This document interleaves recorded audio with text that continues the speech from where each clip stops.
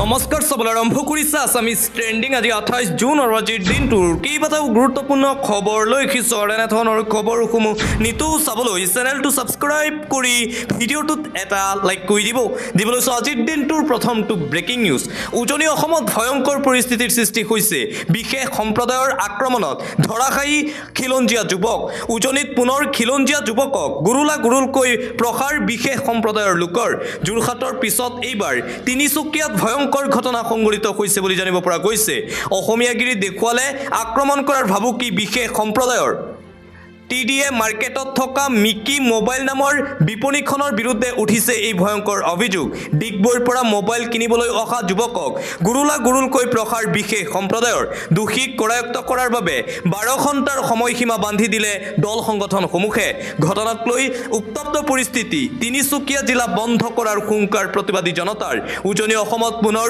খিলঞ্জীয়া যুৱকক গুৰুলকৈ প্ৰসাৰ বিশেষ সম্প্ৰদায়ৰ লোকৰ দিবলৈ চোৱা আন এটা অতিকৈ গুৰুত্বপূৰ্ণ খবৰ মুখ্যমন্ত্ৰী হিমন্ত বিশ্ব শৰ্মা ধৰ্ম নিৰপেক্ষ হ'ব নোৱাৰে আমি হিন্দুৰ লগতো আছো আমি মুছলমানৰ লগতো আছো কিন্তু আমি ধৰ্ম নিৰপেক্ষ হ'ব নোৱাৰো মুখ্যমন্ত্ৰী হিমন্ত বিশ্ব শৰ্মাৰ মন্তব্য ভাৰতৰ ধৰ্ম নিৰপেক্ষতা পশ্চিমীয়া ধৰ্ম নিৰপেক্ষতাৰ মাজত পাৰ্থক্য আছে হিমন্ত বিশ্ব শৰ্মা ধৰ্ম নিৰপেক্ষ হ'ব নোৱাৰে মই মনে হিন্দু সমাজবাদ আৰু ধৰ্মনিৰপেক্ষ শব্দ সংবিধানৰ পৰা আঁতৰাই দিব লাগে ভাৰতৰ সংবিধানৰ পৰা ধৰ্মনিৰপেক্ষ শব্দ আঁতৰোৱাৰ এয়াই প্ৰকৃত সময় ইন্দিৰা গান্ধীয়ে ধৰ্মনিৰপেক্ষতাক পশ্চিমীয়া দৃষ্টিৰে চাবলৈ বাধ্য কৰাইছিল ভাৰতত ধৰ্মনিৰপেক্ষতাৰ পৰিভাষা পশ্চিমীয়া দেশতকৈ বেলেগ আমি হিন্দুৰ লগতো আছো আমি মুছলমান লোকৰ লগতো আছো আমাৰ সেকুলাৰিজম এটা পজিটিভ কনসেপ্ট কিন্তু আমি ধৰ্মনিৰপেক্ষ হ'ব নোৱাৰো হিন্দুৱে গীতা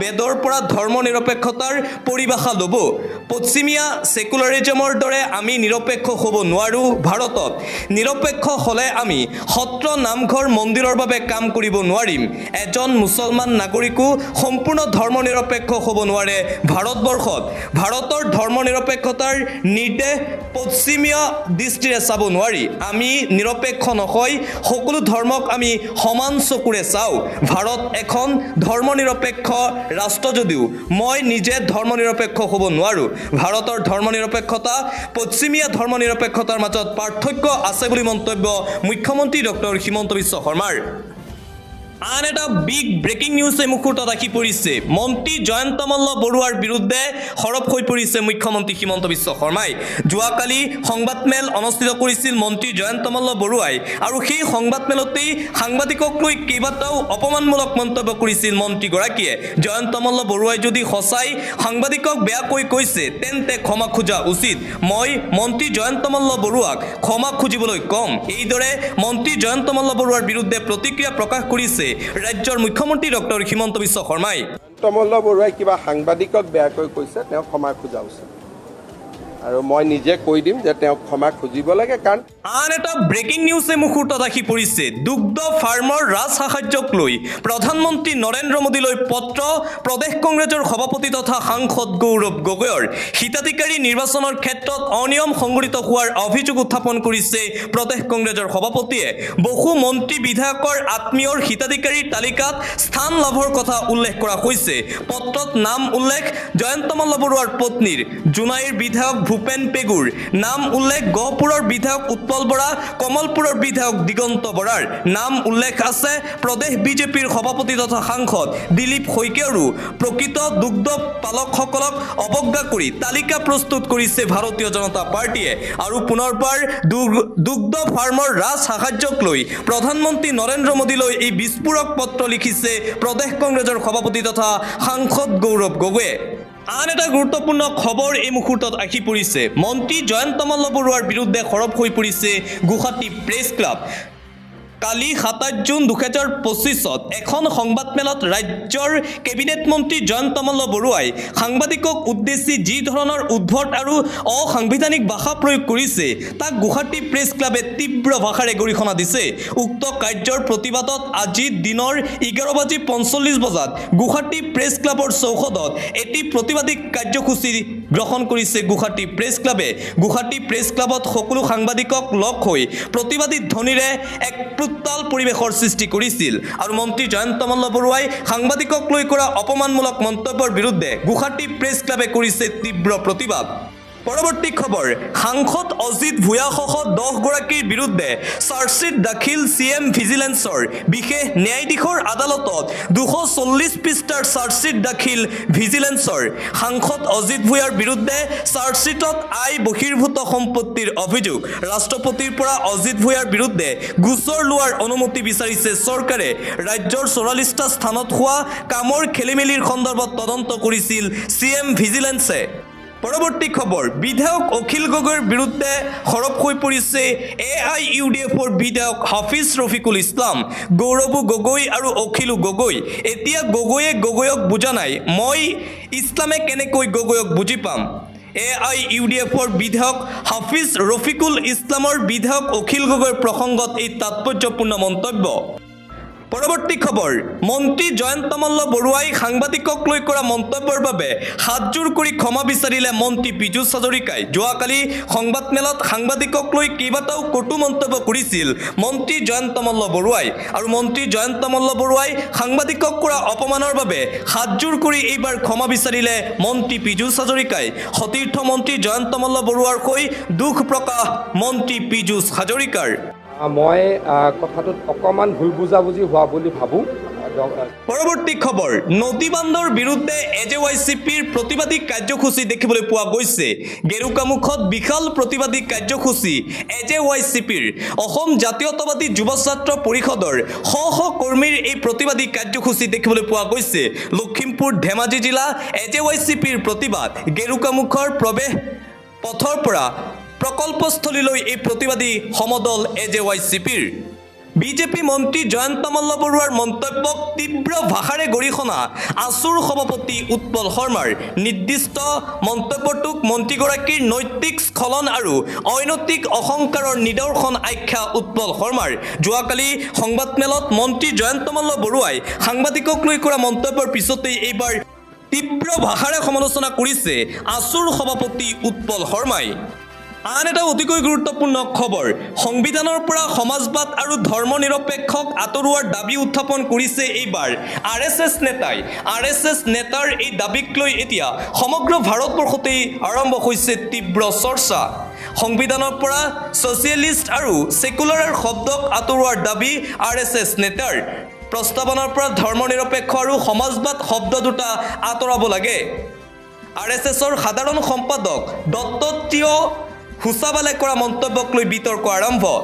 সুচাৱালেৰ মতে 42 সংখ্যক সাংবিধানিক সংশোধনীত অনা হৈছিল দুটা শব্দ। জৰুৰীকালীন সময়ত বলপূৰ্বকভাৱে সংযোজন কৰা হৈছিল এই দুটা শব্দ সংবিধানত। কংগ্ৰেছ নেতাই জৰুৰীকালীন অৱস্থা ঘোষণা কৰাৰ বাবে ক্ষমা বিচাৰিবলৈও দাবী উত্থাপন কৰিছে RSS নেতাই। বিগত সময়ত RSSৰ নেতাই সংবিধানৰ ঠাইত মনুস্মৃতিৰ বহু RSS নেতাই সংবিধানৰ এনে শব্দৰ বিৰোধিতাৰে আদালতৰ দ্বাৰস্থ হোৱাৰো হুংকাৰ। উচ্চতম ন্যায়ালয়ে পূৰ্বে RSS নেতাৰ আবেদন খাৰিজ কৰি ৰাখিছে। আদালতৰ মতে সংবিধানৰ যিকোনো অংশৰ পৰিৱৰ্তন আইনগতভাৱে কৰা হৈছে। ছেকুলাৰ শব্দই সকলো ধৰ্মৰ প্ৰতি নিৰপেক্ষতাৰ পৰিচয় দাঙি ধৰে, এয়া আদালতৰ ভাষ্য। আনহাতে ছ'চিয়েলিষ্ট শব্দই কল্যাণ আৰু সমতাৰ প্ৰতি দায়বদ্ধতাক বুজায়।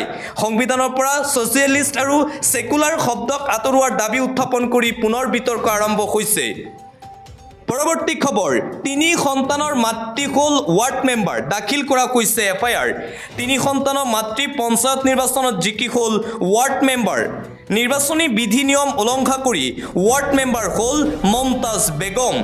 নিৰ্বাচন আয়োগক ভুৱা শিক্ষাৰ প্ৰমাণপত্ৰ দাখিল কৰাৰ অভিযোগ উত্থাপন কৰা হৈছে।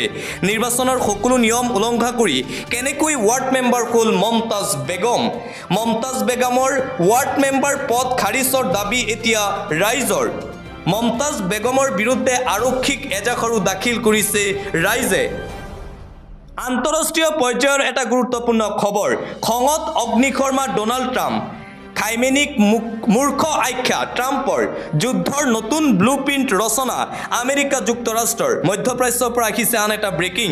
ইৰাণৰ আয়াতুল্লাহ আলী খামেনিয়েক তুলাধুনা ডোনাল্ড ট্ৰাম্পৰ খামেইনিক লৈ খঙত টিঙিৰ তোলা আমেৰিকাৰ ৰাষ্ট্ৰপতি ট্ৰাম্প যুদ্ধক লৈ আমেৰিকা যুক্তৰাষ্ট্ৰৰ ৰাষ্ট্ৰপতি ডনাল্ড ট্ৰাম্পৰ প্ৰতিক্ৰিয়া এবাৰ ইৰাণৰ বিৰুদ্ধে সৰব হৈ পৰিছে আমেৰিকা যিকোনো মুহূৰ্তত পুনৰ ইৰাণ আমেৰিকাৰ মাজত হ'ব পাৰে ভয়ংকৰ যুদ্ধ ৰাজ্যত পুনৰ হ'ব ভয়ংকৰ উচ্ছেদ অভিযান জাননী পাই এতিয়া বেদখলকাৰীৰ মাজত হাহাকাৰ আৰু মাত্ৰ দুটা দিনৰ পিছতেই ৰাজ্যত চলিব বৃহৎ উচ্ছেদ অভিযান বেদখলকাৰীক উচ্ছেদ চলাবলৈ সাজু হৈ পৰিছে আৰক্ষী প্ৰশাসন উচ্ছেদৰ জাননী লাভৰ পিছতেই ঘৰ এৰিছে বেদখলকাৰী লোকে এইবাৰ লখিমপুৰত চলিব আৰক্ষী প্ৰশাসনৰ এই বৃহৎ উচ্ছেদ অভিযান পৰৱৰ্তী খবৰ অৰুণোদয় আঁচনিৰ পৰা নাম কৰ্তন হোৱা মহিলায়ো পাব 1250 টকা কি নথি জমা দিলে লাভ কৰিব এই ধন ৰাজ্যৰ লাখ লাখ অৰুণোদয় আঁচনিৰ হিতাধিকাৰীসকলক লৈ এটা ভাল খবৰ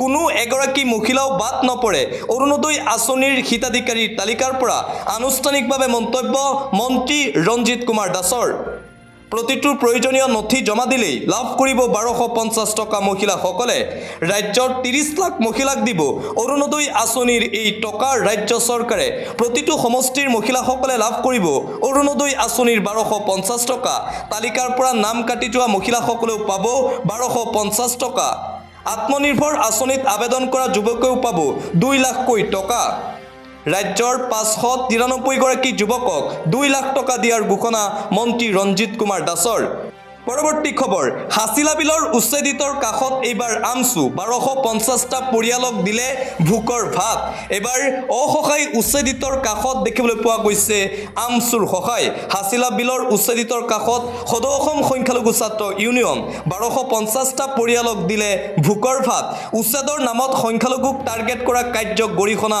আমচুৰ চৰকাৰে উচ্ছেদ কৰা 1250টা পৰিয়ালক সৰ্বোচ্চ প্ৰকাৰে সহায় কৰাৰ আশ্বা আমচুৰ উচ্ছেদিত লোকসকলক শীঘ্ৰেই পুনৰ সংস্থাপনৰ দাবী উত্থাপন কৰিছে আমচুৱে চৰকাৰে সংখ্যালঘু লোকক বাছি বাছিহে উচ্ছেদ কৰিছে বুলি দাবী আমচুৰ বতৰক লৈ এটা গুৰুত্বপূৰ্ণ খবৰ 13খন জিলালৈ সতৰ্কবাণী জাৰি কৰা হৈছে উজনিৰ পৰা নামনি অসমলৈ সাৱধানবাণী জাৰি কৰিছে আহি আছে প্ৰবল বতাহ আৰু বৰষুণ আঞ্চলিক বতৰ বিজ্ঞান কেন্দ্ৰৰ সতৰ্কবাণী 13খন জিলালৈ প্ৰচণ্ড ধুমুহা বৰষুণৰ সতৰ্কবাণী কোকৰাঝাৰ চিৰাং বাক্সা নগাঁও কামৰূপ মেট্ৰ মৰিগাঁও শোণিতপুৰ বিশ্বনাথ জিলা ডিব্ৰুগড় তিনিচুকীয়া চৰাইদেউ ধেমাজি জিলাত য়েল্লো এলাৰ্ট জাৰি আপোনাৰ অঞ্চলত বৰ্তমান বতৰ কেনেকুৱা কমেণ্ট বক্সৰ জৰিয়তে জনাই দিয়ক মুঠতে উজনি অসমৰ পৰা নামনি অসমলৈকে আঞ্চলিক বতৰ বিজ্ঞান কেন্দ্ৰৰ ফালৰ পৰা বতৰক লৈ সতৰ্কবাণী জাৰি কৰা হৈছে 13খন জিলাত প্ৰচণ্ড ধুমুহা বৰষুণৰ সতৰ্কবাণী জাৰি কৰিছে আঞ্চলিক বতৰ বিজ্ঞান কেন্দ্ৰৰ ফালৰ পৰা যদি কিবা অত্যাৱশ্যকীয় কাম নাথাকে তেন্তে ঘৰৰ পৰা বাহিৰলৈ ওলাই নোযোৱাৰ বাবেও আহ্বান জনাইছে বতৰ বিজ্ঞান কেন্দ্ৰই